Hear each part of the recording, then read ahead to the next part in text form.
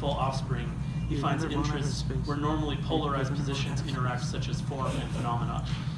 Predock's accolades with Predock fame include the 2006 Cooper Hewitt Design Triennial, Architectural League Emerging Voices, and multiple AIA honors. In addition, he has taught at Tulane, UC Berkeley, UCLA. He has lectured widely and currently serves as the director of undergraduate programs for the USC School of Architecture. I also want to mention that he was the U.S. representative to the Venice Biennale in 2004 and 2012, which is a tremendous honor. Please join us in welcoming Hadrian Predock to Cal Poly Pomona.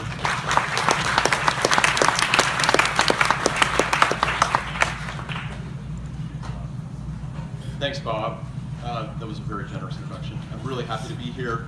And you covered a lot of my introduction, so I don't have to say a lot of stuff. Thank you. This is a great space, and the last time I was here, and I was telling Bob that I think either the first or one of the very first places that I ever talked about my work as an architect on my own was at Cal Poly, and you guys were somewhere else, I think, on campus at the time. This was like 15 years ago. So it's really cool to come back here and after 15 years of kind of working in the trenches to talk about maybe retroactively and retrospectively what I've been doing. So really happy to be here. So I try to curate these talks differently every time that I do one, which is it's a lot of work, but I don't like to repeat the same thing that I do every time. What I'm going to do this time is a kind of more of a kind of arcing retrospective talk over the last 15 years, but focusing on very particular sets of projects that I feel are worth kind of reconsidering and evaluating now that they are kind of a body of work that I produced with John Frame, as Bob mentioned, over the last 15 years, and now that I'm kind of venturing out on my own. So it's about a kind of aspiration towards a new understanding of the work we've done and how that might inform work going forward as well. So let me just say a couple of things that do reinforce some of the stuff that Bob introduced in my bio. For me, and this is very kind of personal, like me and me, I have a very fundamental interest in a kind of broad and expanding definition of architecture. And for me, that includes traditional practice, it includes a kind of experimental practice, working on exhibition, both as an exhibitor and also a curator, teaching, writing, and now this kind of work that I'm doing over at USC as the director, as a kind of curating an entire architectural program. And I really see architecture in my life as a kind of series of ongoing activities that are linked together, and that there isn't a kind of hierarchy of one over the other. Traditional practice does not kind of trump everything else. And the build project for me certainly doesn't have the kind of singular most importance that we would normally ascribe to it. Secondly, for me, what's really important is an intersection of disciplinary concerns with a kind of traditional practice of architecture, always having disciplinary concerns there to kind of drive what we do as designers. And as Bob mentioned, I have a particular interest in creating a kind of what I call a productive tension between things that are not normally allied or positioned as partners. So that would be things like ecology and aesthetics, which we don't often see put together, infrastructure and art, building and exhibition, and so forth. And hopefully some of these projects will clarify that as I kind of get into them. There is a bit of chronology in terms of the talk that I'm going to give today. And it does jump around a little bit at times, but there's a kind of logic for why it does that. But I'm going to start with the first project, which was our first build project in the early 2000s. And I'm thinking, like last time I talked here, none of this work existed that I'm going to show today. And any of the work that I would have showed up to that point was super formative, kind of early experimental unbuilt work that I was doing as a young architect. So it's kind of interesting to reflect back on that. So this first project I'm titling Zen and the Art. Each of these projects has kind of like, title associated with them because there is a kind of narrative associated with each one. And this one I'm calling Zen and the Art of Building Maintenance. You may have heard of the book called Zen and the Art of Motorcycle Maintenance. This is a kind of riff on that. This first project is in northern New Mexico, and it's on a kind of still forming Zen Buddhist monastery that is in the Jemez River Valley. This is about an hour and a half north of Albuquerque, if you've ever been to New Mexico.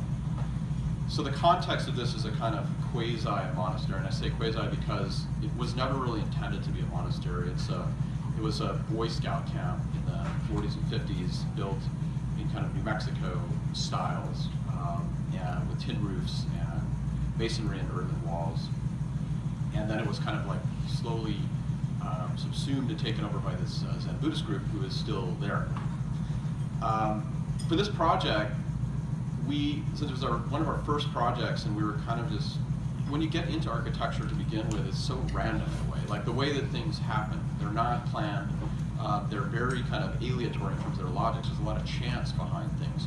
And this kind of fell into our laps. We thought it would never turn into a project, and it did. And it turned into a really great project for us. So I view this now retrospectively as a kind of mannered vernacular. And what I mean by that is there are these kind of exaggerated features that we were working on that we're working within the kind of idiom of northern New Mexico architecture that was particular to this site in this kind of ex-Boy Scout camp, as I said, which was a kind of set of earthen wall buildings with tin roofs. So these kind of manner features, worked on the roof and walls and things like that, flattening and stretching of the roof, working on thin versus thick walls. So working within the kind of rules of context, while not subscribing to any kind of a dogmatic approach that you might find in something like critical regionalism. In fact, we were very kind of anxious about not landing in that kind of body of work and having that kind of drive us forward, which it didn't.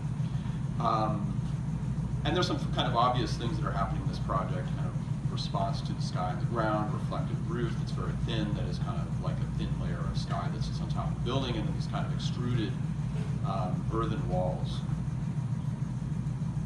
This is a plan, obviously. A very kind of formal project in terms of how the ritual would occur. This is a kind of multi-use hall that is used for rituals, ceremonies, and so forth. And that is the work. So I just push that top button. There we go. So you'd come in, if it were all of us visiting this, you'd come in like on you'd come in on one side, and then the monks would come in another, and then the Roshi, who's the kind of leader director of the monastery, would come in the back. So part of the organization of the project came from this kind of deep history in Zen Buddhist architecture in Japan, where we had to kind of follow these rules in terms of how it was ritualized and used. Then we could break a lot of rules and introduce a new way of kind of thinking about it. And the way that we approached this was to, in a sense, kind of go after the most obvious kind of conceptual, like low-hanging fruit. And for us, the idea was that it might yield the most by kind of going right there and trying to kind of challenge ourselves to deal with that. So Zen Buddhism has a lot to do with oppositions and the kind of dissolution of oppositions into each other. So what we were dealing with here was a kind of literal thickness and thinness of walls as a kind of oppositional strategy in which they would kind of overlap and intersect each other and produce a kind of solid versus translucent set of organizations.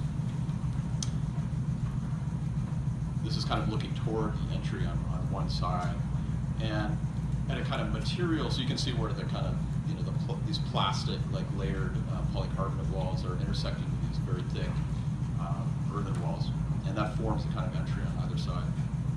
So one idea here was also to kind of introduce into this kind of what I was calling manner and vernacular, a new kind of material culture as well, and that was more of a low-tech material culture. In this case, it was this kind of plastics that came with polycarbonate. So you slide between these two systems as you enter into the project, and you start to and the interior starts to reveal itself. The interior has a very different set of kind of logics that drive it. I think of it more as a kind of three-dimensional grid of geometry, like a geotextile, where there's a kind of merger between the Japanese tatami logics, this kind of Eastern set of logics that defines the dimensional kind of geometric system for Japanese temple architecture, and then this kind of New Mexico framing culture, and how the two could intersect and how lines could travel on an interior geotextile-like way. This is a very abstract space, which was cool for us to work on. They intentionally did not want views outside of the project, very internalized. So it was a chance for us to work with an abstract space to kind of modify and direct the medium of light in a number of different ways. So this is just one example that at the end of the day, when the sun is setting to the west, it lights up the polycarbonate walls to the west and silhouettes the kind of shrine in the middle of the space. So a very strange thing happened as a result of this project, and again, this is how I've seen my practice kind of unfold over time, is that there are these kind of loosely related events that have begun to kind of mold it into a particular kind of thing. As a result of making that project for the 2004 Venice Biennale exhibition, we were invited with a group of other younger architects to work on typology, oddly enough, and the show was called Transcending Type and was sponsored by Architectural Record and the Guggenheim Museum in Venice. And we were handed this kind of untypological thing to work on, which they were calling meditative space, about as untypological in my mind as you could possibly get. So we were like, sure, to go to the Venice Biennale would be amazing, so sign us up. So this became the first of a number of projects that became this kind of branch of our practice that was working on things that were faster, quicker, dirtier, part exhibition, part interior, part drawing, kind of body of work. And this is where all that stuff kind of comes from. I call this strange weather, as you'll see in a minute, because of my interest in weather, as Bob mentioned. Had a kind of lifelong interest in weather, and my son, who's now just starting college, kind of really kicked that into gear as he became obsessed with things like the Weather Channel, Discovery Channel, and storm chasing, and we eventually started storm chasing together and kind of turned the volume up to 11 on the weather kind of interest. That happened slowly over time. Before that, I was working on this project and became fascinated with the rising water in Venice called Acqua Alta, which is now occurring more and more frequently, certainly as a result of the relationship to climate change, but also because the city itself is sinking. There's a lot of stone weight kind of pushing down into this marsh that it sits in, so there's a kind of duality of forces. This was fascinating to us, and instead of working kind of directly on typology, it became a chance for us to work on a kind of meditation on rising sea level, a meditation on Venice itself, and to work on a full-scale project within this gallery that would respond to those sets of ideas that extend out of that conceptual framework. So we thought of Acqua Alta as this kind of incredible invasive natural force that it transforms fundamentally the experience of the city, staining and marking and augmenting the way of life for Venetians and tourists visiting the city. It is climate driven, but it's really forced by weather forces. In particular, the way that storms drive the body of water up the Adriatic Sea and how that is then pushed into Venice, literally, by storms. We thought of weather as something that architecture could begin to conceptually internalize and not just deal with in a defensive way. We found a great deal of kind of interest and inspiration from Carlos Scarpa's Stampalia Foundation project, which is a project, I don't know if you guys have ever looked at it, but it's a super cool project. It essentially allows water to kind of flow into it as a medium and defines the architecture through the flood instead of trying to keep it out of the doors. This is an image showing the kind of extremity of the extent to which flooding can invade the city. This is the datum of a high watermark relative to a human being, which literally depicts the kind of edge between breathable air and water. That was, I think, the highest it's ever got at a particular point, but pretty amazing that, literally underwater. This is an image showing what we were beginning to codify and draw as an urban plane, a kind of datum between breathing and drowning. that literally kind of cuts across the entire first floor of the urban fabric of Venice. So it makes this condition where the first floor of architecture becomes highly strange and unstable and adaptable. So our project was obviously quite interested in that data and that idea. Another discovery which was amazing was that Venice sits on wooden piles. It's a stone city that sits on wood. Imagine a kind of forest from the north kind of cut into these piles. And not only are these piles the foundation for the city, but they are closely packed, and there are millions of these piles. I think under one of the Palladian churches, there's something close to 1 million piles literally under that one building. It's an amazing amount of kind of foundational effort, materiality to support this city that decided to land itself in a marsh on swamplands.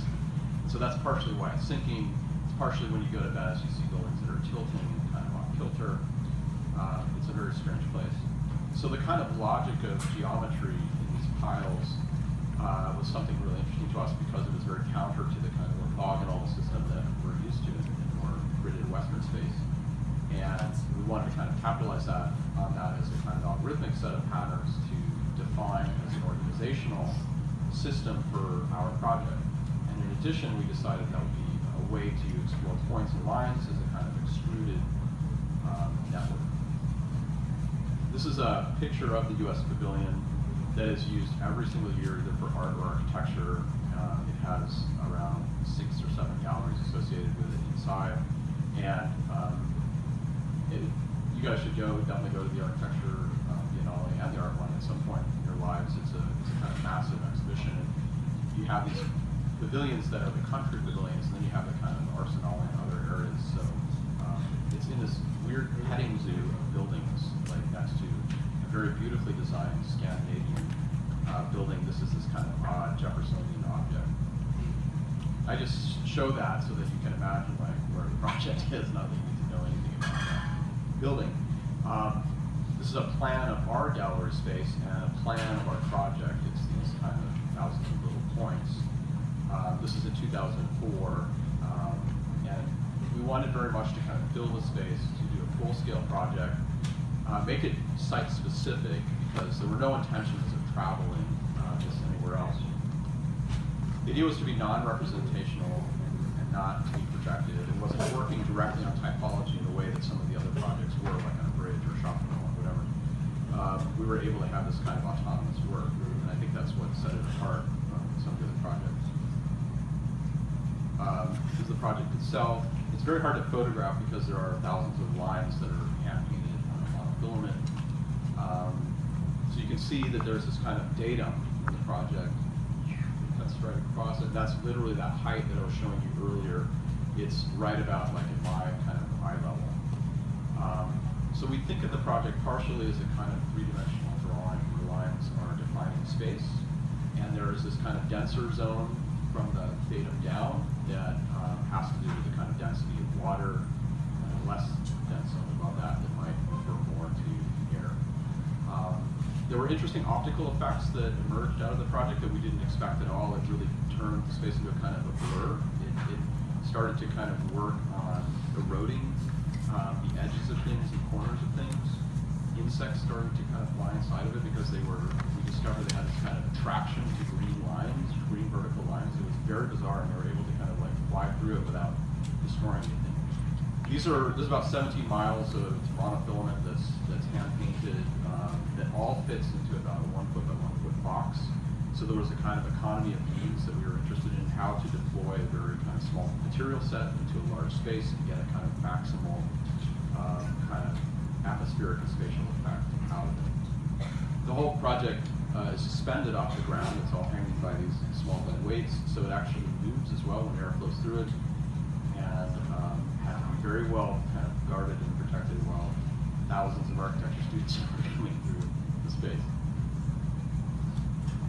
So what we thought was that was it for that project, and we packed up and kind of sent back to our studio, and we never imagined that there would need to be a kind of adaptability and mobility to other kinds of exhibition spaces, and of course that's exactly what happened. Transcending Type, the show, traveled to first Yale Art and Architecture gallery and then 2 other locations.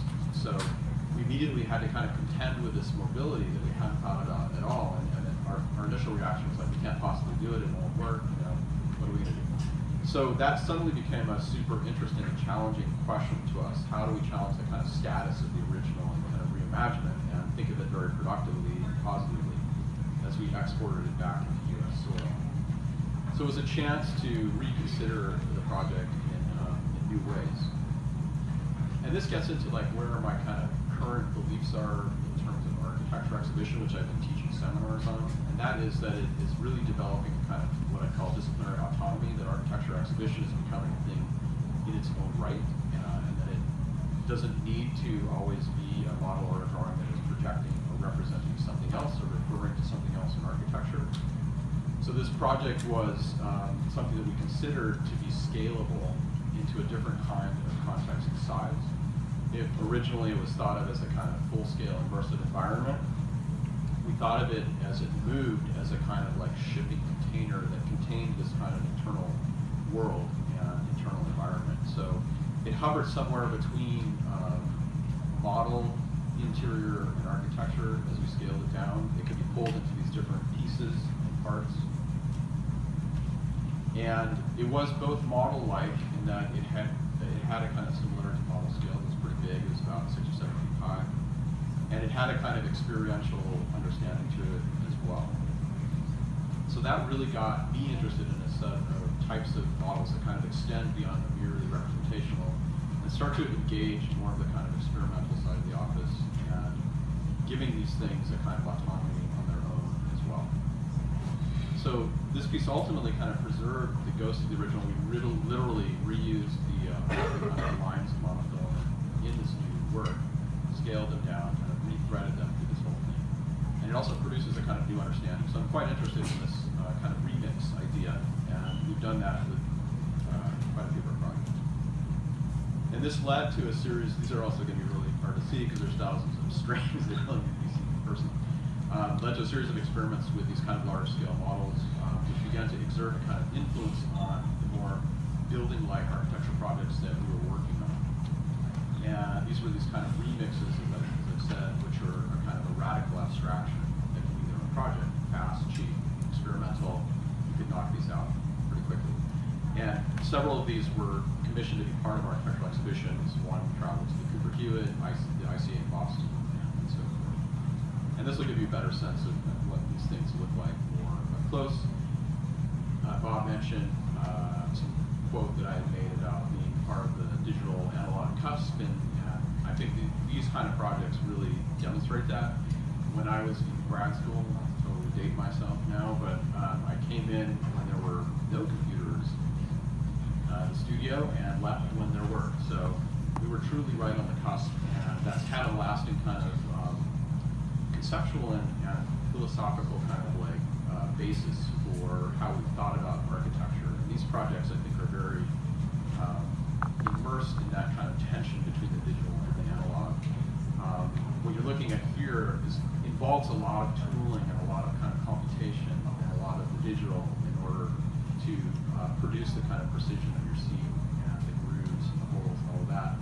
But at the same time, it's kind of a sewing project. Like we had to literally like sew through several different layers, and manage that process. So that was very empirical, very kind of craft-based, and there's a lot of the kind of hand involved in that as well. So that was a very productive tension for us. And at the same time, it allows us to kind of start to think about the working drawing as it relates to architecture and how the working drawing is changing according to new regimes of architectural thought. The digital, for sure, has kind of like provoked that whole body of work, the working drawing itself. This is what I consider the working drawing of that last project that I just showed you. It's literally like lots of numbers and columns, and how you're using that as a kind of guide to produce a project without the kind of traditional notions of the working drawing, the drawings that come along. Just one other example, we did a bunch of these things. This one was working more on the kind of landscape plane in the project, where that stuff was normally kind of more exposed. So I'm not going to talk forever about these. You're going to get like sick of strings really fast. All right, so I'm going to jump back to a kind of more full-scale building project. I'm calling this one a very random-looking facade, meaning that it's not necessarily random in terms of its logics. This is a housing project that's called Habitat 15, which is in Los Angeles near the Hollywood Hills on La Brea on Detroit Street. This was a developer-driven project, so it had to be very simple geometrically. And for us, that was a way to kind of like bargain with our developer client to trade the economy of the plan by saying we'll be very orthogonal, kind of like simple building footprints, if we can have the variability of the unit and the section itself. So think about those kind of trade-offs with your clients, because sometimes they work, sometimes they don't. So the facade itself indexes the internal spaces and produces this kind of dissonance. It feels accidental, it feels chance-driven. But it really extends from a very rigorous system of sizes and internal logics. So we wanted the facade in the end to feel very abstract, like a model in a way. Its organization is pretty straightforward in one sense. The bottom levels of the project are all more loft-like, so kind of like single-story, higher ceilings. And then as you see the kind of stacks on top of the three units on top of each other, those are more like vertical townhouse units, and they are kind of positioned in relationship to each other, some overlaps between them. And the units are essentially all slightly different because of particular subtle moves that we made in each section. Also, we worked on, what can seem like boring territory, like the window, but that became very important in our project to kind of go right after like the banal in a way. What can you work with when you have a developer-driven project? And so our target here was to work on these three simple window sizes and to kind of produce complexity out of that. Not only in the way that the kind of pattern resolves itself, but also in the way that you kind of deal with the window itself, whether it kind of expresses itself as being slightly pulled off the surface, slightly set into the surface, and so on. We then added a kind of very subtle behind-the-scenes color layer, which is a kind of a cosmetics on the white facade, and you don't necessarily kind of see those directly. There's an indirect effect where light hits them and they kind of bleed onto the surface of the white facade. This will give you a sense of what some of the internal spaces feel like because of the kind of difference and individuation of the units. We had this kind of what I call a speciation of skylights. Again, working with this kind of like unit type of like 3 foot, 5 foot, 8 foot, and then positioning those in different ways in relationship to the units so that you always had a different kind of internal experience. This became a big kind of selling point for the project as well, that like your units are really different than your neighbor's units. And then a sense of what it looks like internally. Can everybody hear me okay back there?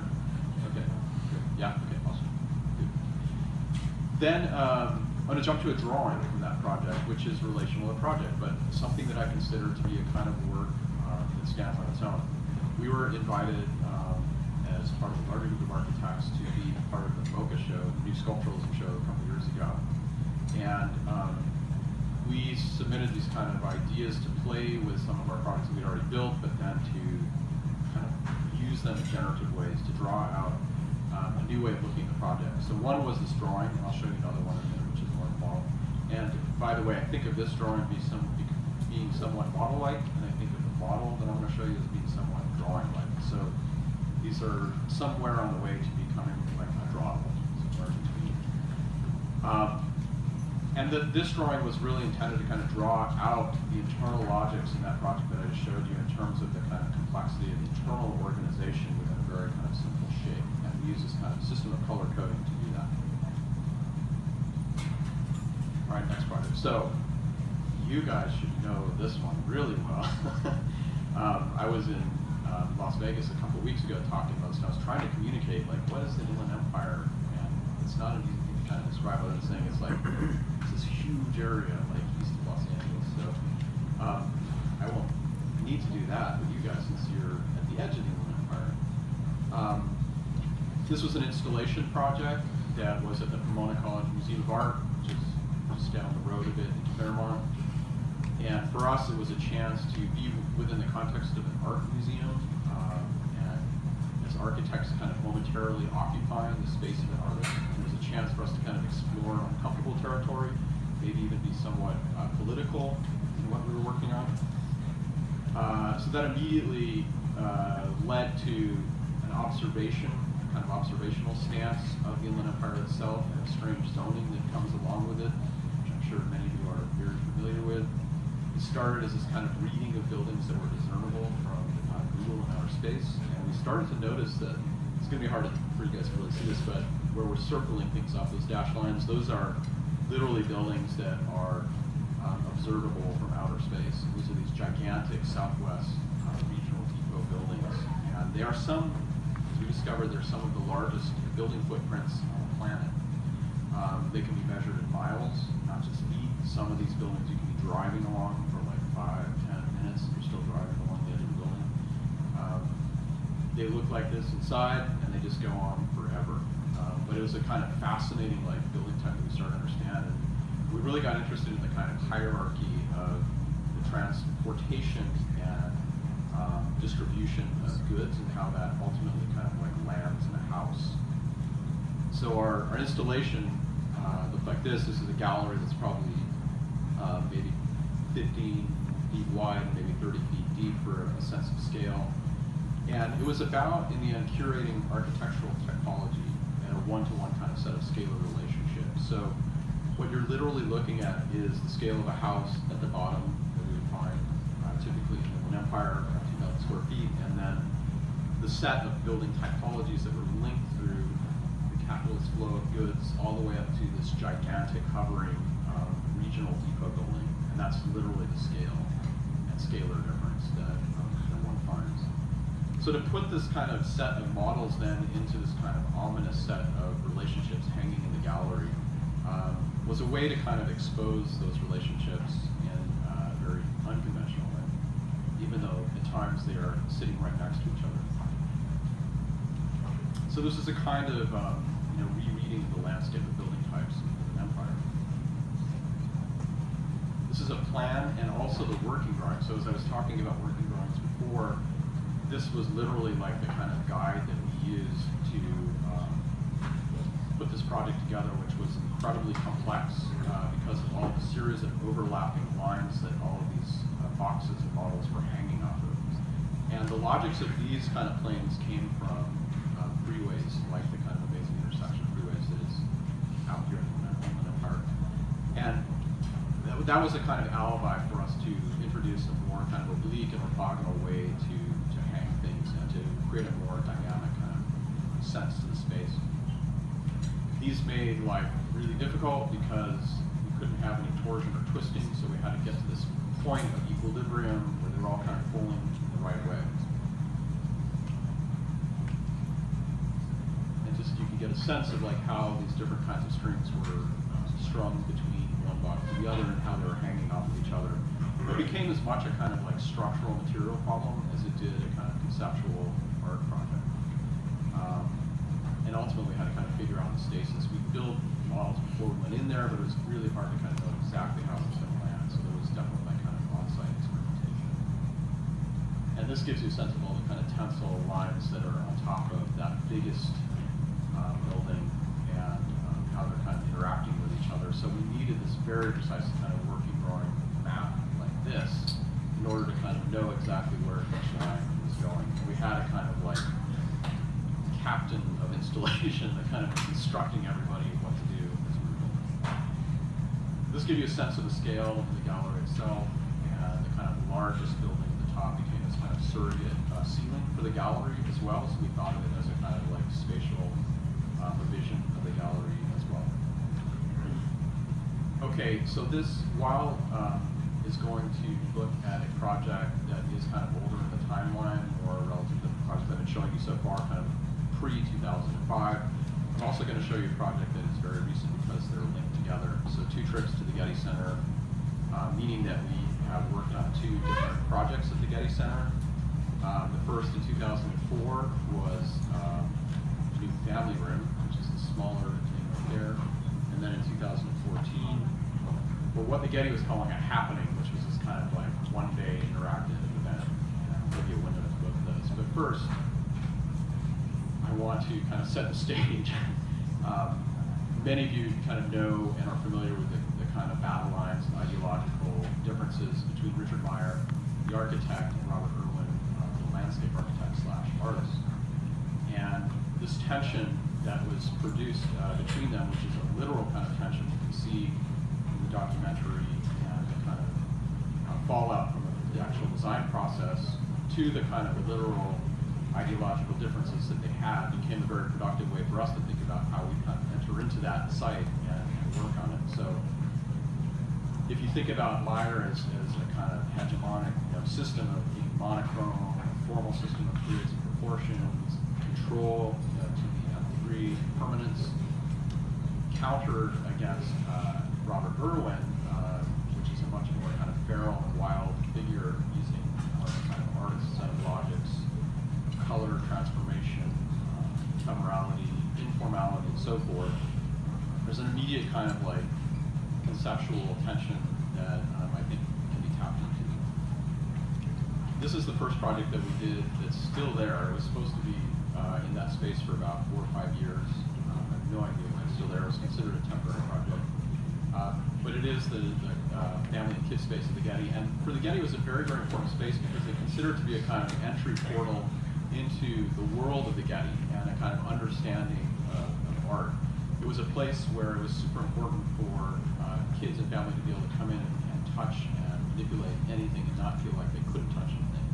At the time I had small children, and it was completely like relatable and how frustrating it was for kids to go into museums and not to be able to touch anything. So this was a chance for us to kind of tear that open. So for us, the conceptual logics behind the project operate partially within Meyer's kind of grid and proportional system, as you can see through the geometry, although in different ways. And it also samples from and injects into it things that we thought of as being part of Irwin's kind of counter project. So in this case, namely like super bright kind of colors. It was a kind of pollution of colors, a positive pollution of colors in this gallery. It's a kind of odd project because of its scale. It's very diminutive. It's in a kind of half-scale relationship to the galleries. As I mentioned, it was conceived to be temporary. It transforms over time. There are moving parts inside of it. It's part exhibition. And it works within the kind of logics of the grid, but in a very different kind of way.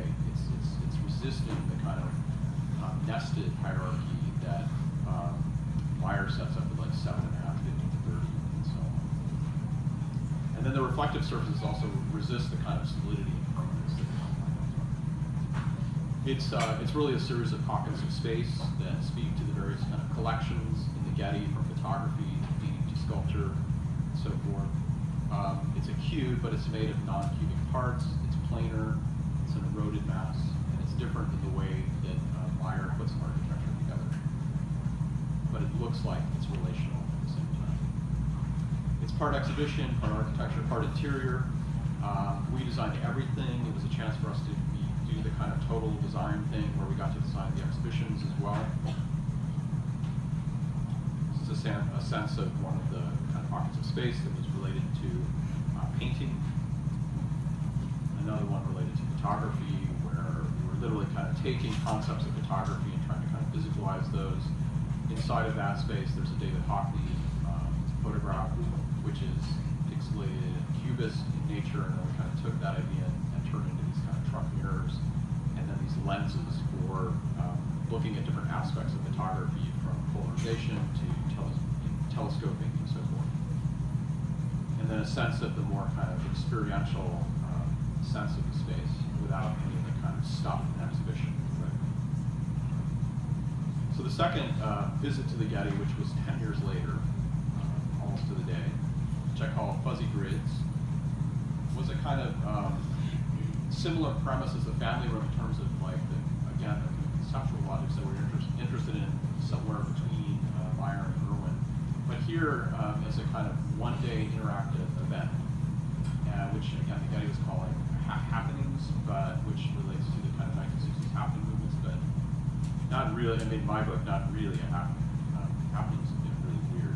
Cool. This was a little more controlled. So the site is at the kind of main arrival of the Getty Plaza where you get off the tram. I'm sure most of you have been up there.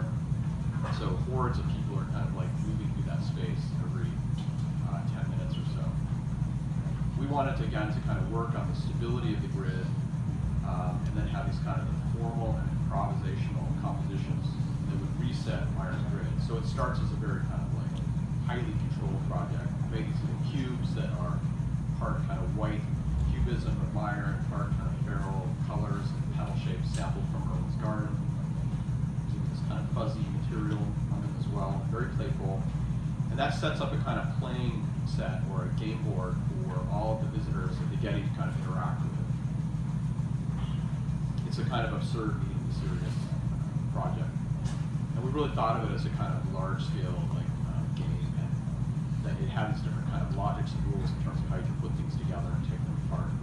We were thinking too much like architects, like that you can make these neat little patterns, and we really didn't kind of think carefully about how large crowds interacted. And luckily we didn't, because it turned out to be so much better than what we had planned on. We thought it would stay very two-dimensional, flat on the ground, and we went like kind of crazy three-dimensional. So here's a video.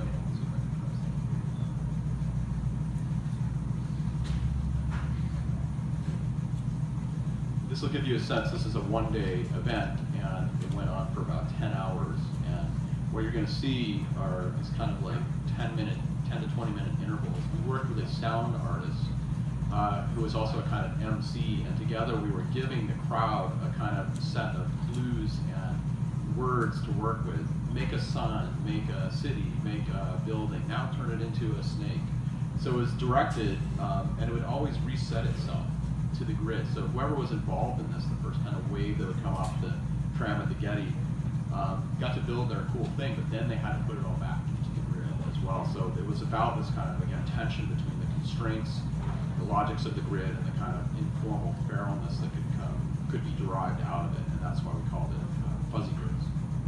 This goes on and on and on. Torture, you get the sense, but it was really super unexpected what happened with this project, and we were really happy about it.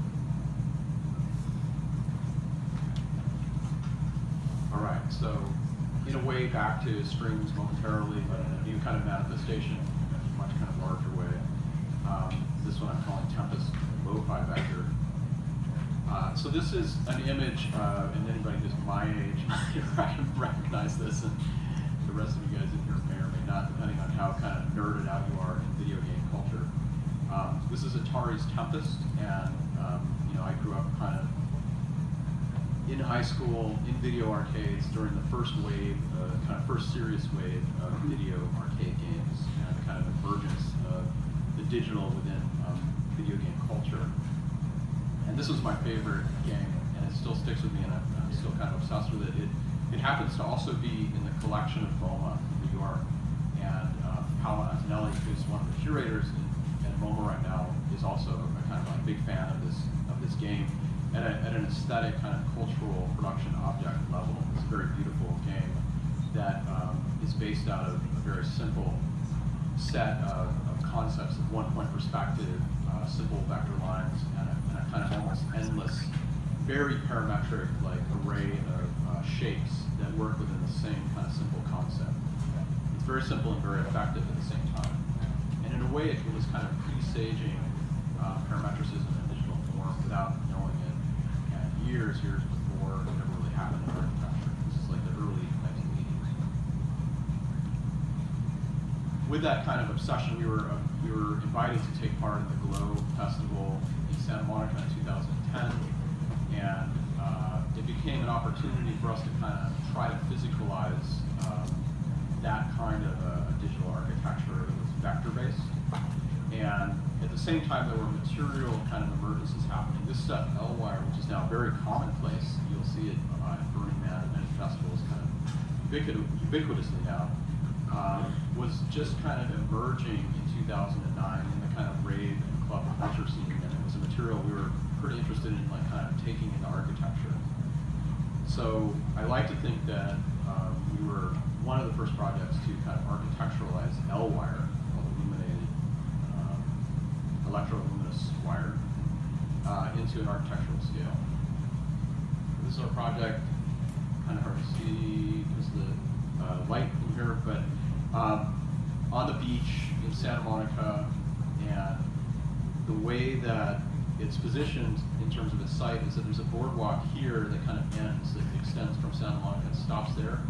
So we thought of our project as a kind of conceptual connection from the end of the boardwalk all the way out to the edge of the ocean, which is down there.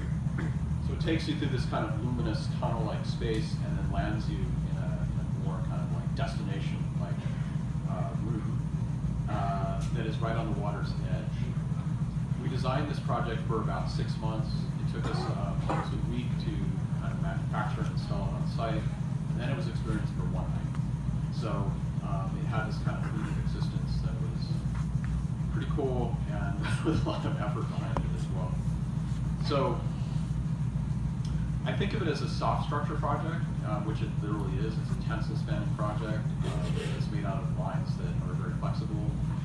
It has a kind of some visual solidity to it, but it moves. It has a very lo-fi kind of softness and informality and tactility, and it's more like a sketch in that way. This turned out to be a very kind of urban project for us, strangely like that Getty project, in maybe the most unlikely way, in that there were estimated to be 100,000 people that moved through this project in one night because of just the massive amount of crowds that were associated with the Glow Festival. So this is it in plan. It's about 250 feet long, and as I mentioned, this is kind of passage through Luminous Tube, which arrives at this endpoint down there, hanging off the screens, and a virtual campfire, which is this space here. In another project like the one in Venice, where we were interested in this kind of maximal effect with a kind of minimal impact, and it's literally a project that is structurally quite straightforward. There are these 6 compression foundation points that are then connected to a tensile cable framework. It looks like a suspension bridge, and it does suspend itself. In theory, it could suspend some people, but it wasn't designed to be a bridge. It's more of a kind of visual bridge. We worked with Michael Ishler, who's a structural engineer in LA, who was one of the engineers who worked on Phoenix Library, if anybody knows that project with Arrow. He's a really fantastic structural engineer. He's now kind of drifted into the world of art projects, and he's become very specialized. But really fantastic to work with. We did a lot of kind of empirical work with him to figure this stuff out. Since it was in sand, on the beach, temporary, we had to make it safe so if people were hanging up and they would get hurt, it wouldn't collapse. We were using cardboard tubes as the structure and so forth. So this is an example of the structure that we made, which is a kind of improvised foundation for these cardboard columns. It's actually highly engineered in our work with Michael, and it's then kind of buried as this sled in the sand, and then resists the compression of the tubes. So I think of this project again as a kind of quasi-building. It has like structure behind it. It has a kind of like spatial experience. It's not necessarily keeping the rain off of your head. It hovers somewhere in between these kind of categories. And this is obviously a view of the team putting it together.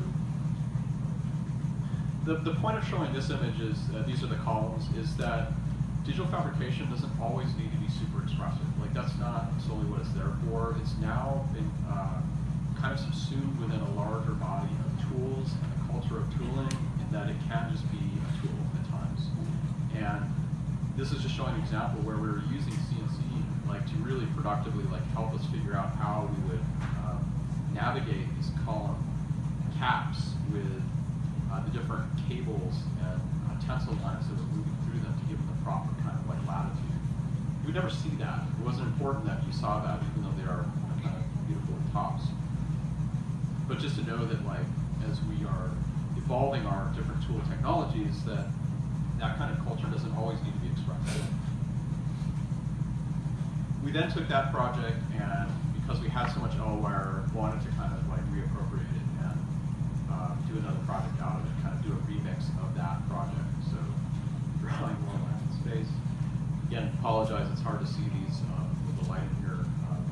These are delicate kind of light lines. This was a collaboration with a dance partnership called Casebolt and Smith. So they were essentially asking us to design environments for the dance that they were producing to kind of take place within and transform over time. So we thought of these as these kind of spatial frames of light, these sequential, almost 3D drawings that would be around this fluid movement of dancers. In order to get to that point, we had to kind of understand the dance choreography that we were dealing with and the movement over time. This is a sense of some of the analytic drawings that we produced to begin to capture and understand the more choreographed movement of the dancers and to determine what we would do with these more geometric and static frames of light. That's Liz and Joel, the Casebolt and Smith dancers. And as you can see in this image, the inscription of the lines of light into the surface of the stage was really important too to produce the kind of effect of the three-dimensional environment. And it was really essential to the kind of complete effect of it. So we had to figure out how to do that without having the dancers trip or anything. So that kind of detailing on the stage level became very critical. We thought of it as a kind of transformational drawing. It has different sections that you could turn on and off to frame the dancers in different ways. And this is a more kind of like most things turned on. And we thought of it as a kind, again, as a kind of soft structure, like the glow project that I just showed, not having rigidity. We liked the informality of the slightly drooping lines. It had the kind of imperfection to it, like a sketch that we were interested in. And gravity and pencil lines just kind of do that naturally. They resist the kind of perfection of the digital model. We've had a kind of foray venture into what I'd call a furniture kind of realm as well. I'll show you an example of that. This one's called Paskin Bodies. We were asked to design some benches for the Manhattan Beach Strand, and this is a kind of example of one of those benches that's part of a literal series of bodies that kind of get to put together into different compositions that produce places to sit. These are compositions that came out of interest in surf postures. My son is a surfer, and at the time we were working on fabric-formed concrete with some other associated projects, and we got interested in the idea that like we could just pour concrete into wetsuits, like kind of take wetsuits, cut them in half, make take the legs from two halves, stitch them together, and make these weird kind of like bodies that we then pour concrete inside of, and use that as a kind of unit to then compose together in different shapes to produce a larger composition. So we first had to develop this kind of understanding of different kind of surf postures, and then how we would make a kind of grammar of bodies out of that.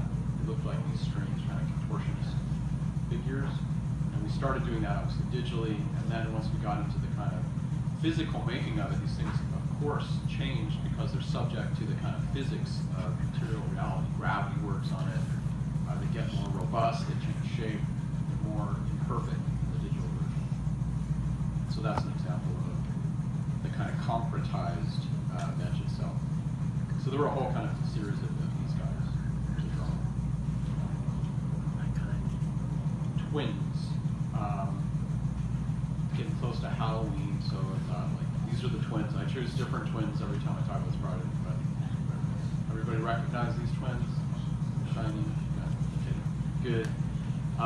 We worked on a project a few years ago for twin houses. So we were using twin human beings as a kind of analog way to think about the architecture. And in this case, we were interested not in fraternal twins, but in identical twins, because even with identical twins, you find differences. You kind of find subtle degrees of difference that develops either out of context, style, and probably even subtle shifts that happen in RNA.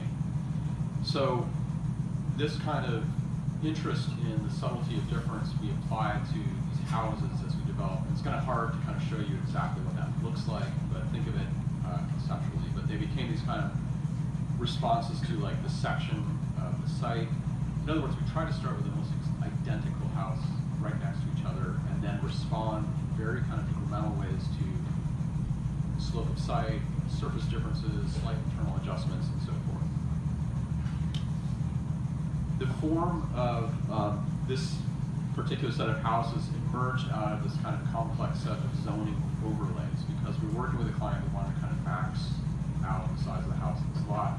And so it was a kind of combination of, at the time, pre-hillside LA zoning and Pacific Palisades zoning, and it made this kind of odd shape.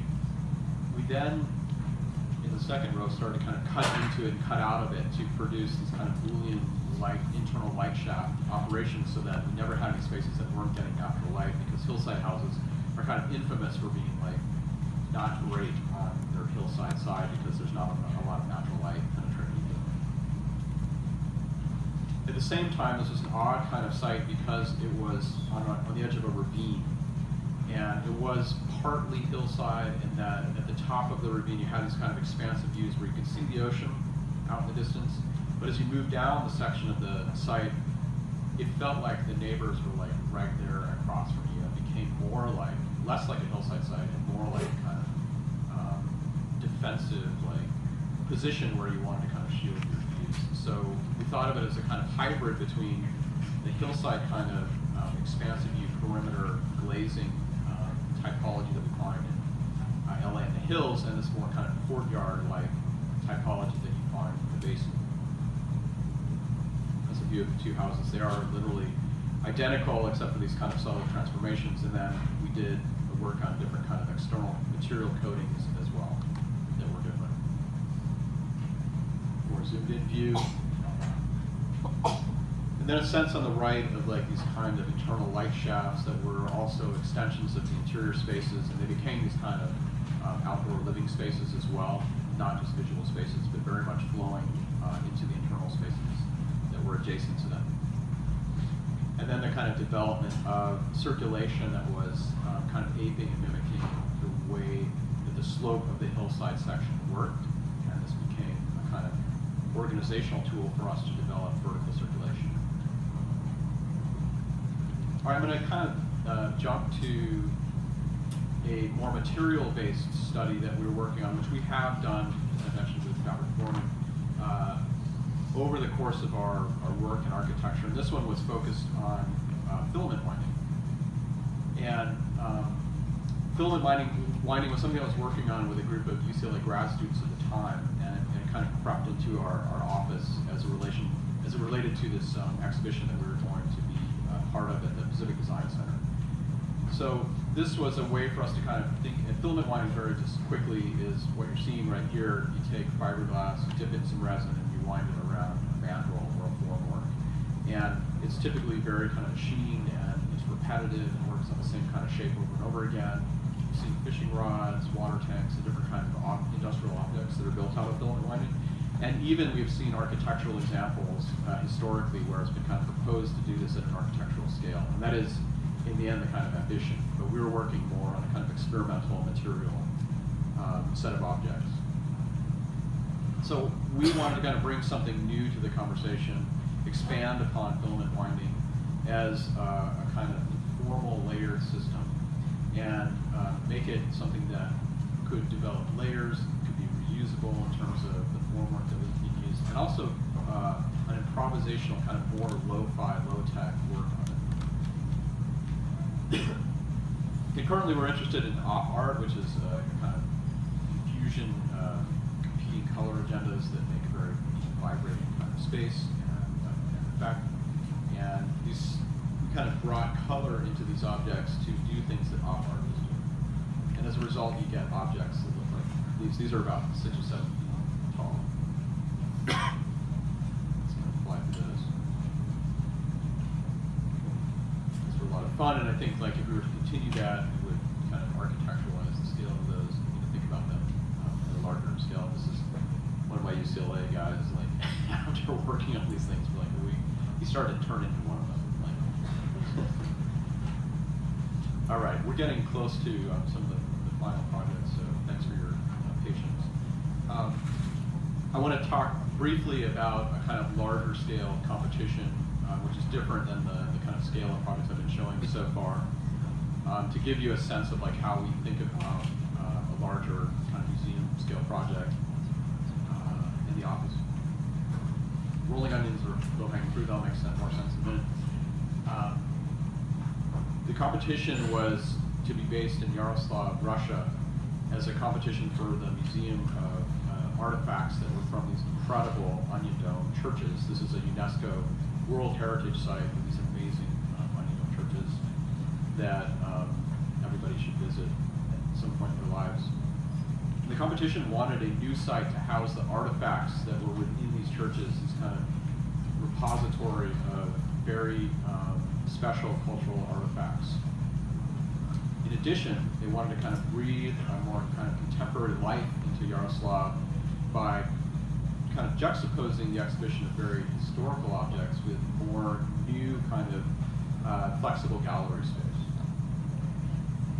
So again, like, usually would be told, don't go for the low-hanging fruit, don't work on the most obvious thing. That's what I usually tell my students, but we went for the low-hanging fruit, and we did it purposefully so that we could think about how that might be a kind of interesting way to think through the project and not kind of avoid the obvious. So the obvious, obviously, is the onion dome and the kind of onion geometry that is associated with that. So we literally kind of started with like real onions, like as a way to start to explore the kind of geometry of that kind of architecture. And obviously, when you put a real onion on the ground, it doesn't behave like the kind of ideal state of the onion dome when it's positioned in architecture, like it would be in the ground. It has to reconcile with gravity, it has different orientations, and it has to kind of be honest about what it does in relation to the ground. So we started to use this as a kind of way to conceptually and formally think about the project. We asked ourselves, how could we use the onion to become a kind of underlying figure of geometry and organization without becoming super kind of obvious, iconic, iconographic part of the project. We started to understand that onions can sweep space, they can inscribe surface, or they can be objects themselves. We started to use them as a kind of machine, drawing machine, to inscribe geometry in space. So there were lots of drawings like this, two-dimensional and three-dimensional, that were kind of trying to be rigorous work on how we would use sweeping surfaces to derive the perimeter edges of a potential project. So eventually, kind of cut to the chase, the plan diagram starts to emerge out of those logics, and it's a kind of packing of wobbly onions that establishes kind of control framework for organizing space. Section, whoa, that was really hard. Okay, I'm just going to skip that one. Sorry, it's hard to see. So the project itself spans over this existing playing field, and it dips into the ground sectionally underneath it. The onion-based forms are concealed internally instead of being expressed, as in the churches, and they're not immediately recognizable in the project, although there are kind of hints of it for sure. There's always a kind of perimeter and urban view down into the project. It's kind of a low rider that then sinks down to the ground, and the spaces for these kind of museological and precious objects are protected from sunlight in spaces within space. They're abstracted into the space and camouflaged by the light. So the interior is kind of onion-like shapes, and that's where the galleries are for these objects that I'm describing. Okay. More recent house project, I'm calling the house that consumes geometry. It's in Venice Beach, and it started out as a kind of classic 1940s Venice bungalow. And our interest with our client was not necessarily kind of eradicating the original house or necessarily just adding something new onto it and expressing it, but finding a kind of like place in between, this interest between an addition and a new house category. Using the kind of existing in a different way to inform the new as a kind of geometric set of control points. So the geometry of the old house is kind of consumed by the new and reused. The old disappears and is just subsumed within the new, but is the underlying basis for the decisions that we made about the new project. There's a skylight that is in the middle of the house now that is this kind of X, and is the kind of X that marks the spot of the original pitch of the apex of the hip roof that was part of the 1940s bungalow. And this becomes a new kind of control point for the rest of the architecture that forms around it. So what was once a solid is kind of voided out to make a skylight in the middle of the project. We then take the mast and we clip it these different ways to acknowledge space above and below the stairs. So that's our kind of like move to start to articulate the mast on the outside. And this side of the house is facing a very busy street, so that's why you're not seeing a lot of fenestration windows that are kind of around the other sides. These foreshortened corners internally are expressed as this kind of exposed framing. We didn't literally expose the framing, but we used this kind of semiotic move where we took a kind of finer quality wood and expressed the geometry of the stick framing on the inside of those clip corners. So it's like studs representing studs. The facade of the house is a kind of blank canvas for shadows to move across in relationship to this beautiful magnolia tree that casts light on it throughout the course of the day. And then the shadows receive at night to kind of reveal the form of the house. Quickly, this is a model that I talked about earlier in the lecture about the MoCA New Sculpturalism show, where we kind of took a project and then thought of representational objects, drawings, and models to extend that project in new ways to kind of re-explore it. So I think of this not as a kind of representation of the house, but as a different way of looking at how we were thinking about that house. The model is a thing in itself. It's a kind of exploratory architectural object. This is the last project, and it's called Wormholes in the Ceiling.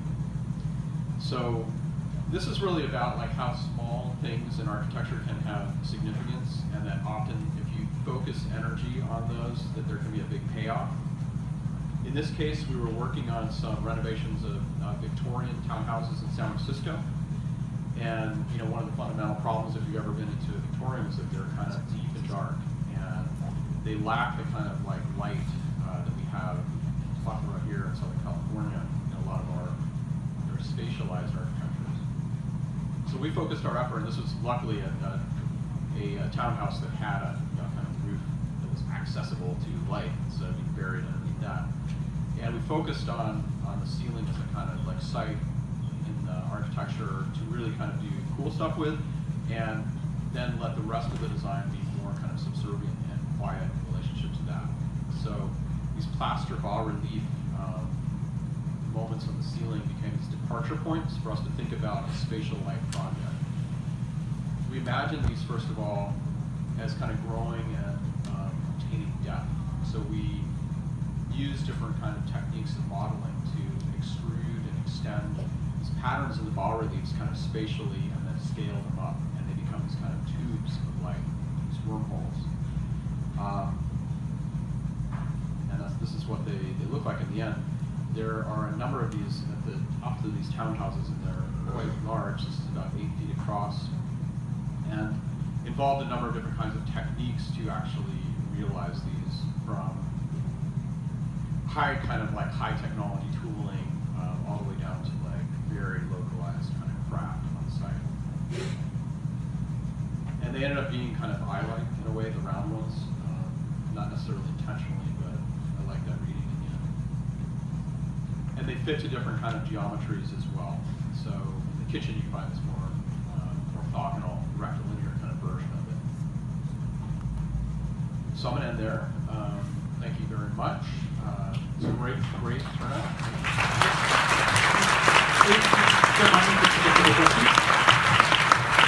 I'm going to try to do my best Oprah impersonation and get to everybody. Does anybody have any questions?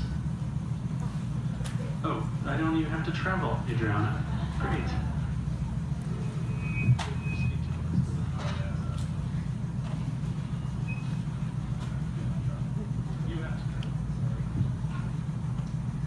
Can you tell us more about your developer-driven housing project? Yeah, like what specifically? Like any conflict, like not about the architecture, but more about the relationship between you and the developer and how you got your way. So there's always conflict. I mean, but it's usually productive conflict. I mean, I think with any kind of client, you don't want to get out of hand ever, right? But conflict is a productive thing. Developers are a different kind of breed. This is a particular kind of developer. This is a very kind of let's say enlightened developer, a developer that has a background in architecture, is doing interesting projects around Los Angeles, very aware of architecture. So the conflicts there were like, in a way, he letting us do too much and going too far, you know, and then realizing, oh my God, that doesn't work with my pro forma, that's way too expensive, and kind of like having to rein us in. So it was a weird kind of tension that way, which is very different than I think one would have dealing with a more conventional, kind of unarchitecturally enlightened developer, right? Exactly. Yeah, you couldn't go there in the first place. So that was interesting, and it was, you know, it was the first kind of like scale up project that we worked on, a larger scale too. As we built, it was right before a gigantic recession that happened, so all this